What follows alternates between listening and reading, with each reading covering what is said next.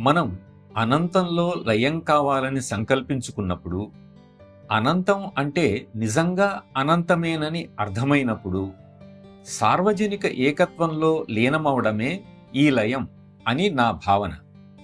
అంతేగాని ఎక్కడో శిఖరం మీద కూర్చొని అక్కడి మలయమారుతాలను ఆస్వాదించటం కాదు. ఇక్కడే, ఈ భూమి మీదనే ఈ లయం జరగవలసి ఉందని దయచేసి మీరు అర్థం చేసుకోవాలి.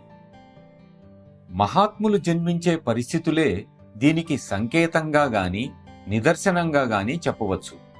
వారెప్పుడూ సామాన్య ప్రజల వలె జన్మిస్తారు. వారు ప్రతి విషయంలో కూడా సామాన్యంగా ఉంటారు.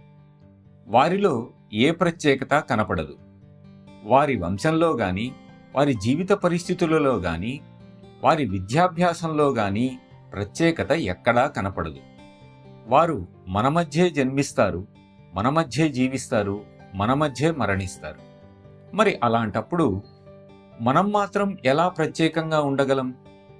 మన సమస్యలలో మాత్రం ప్రత్యేకత ఏముంటుంది? సగటు మానవ సాధు జీవితంలో ప్రత్యేకత ఏమీ లేదు.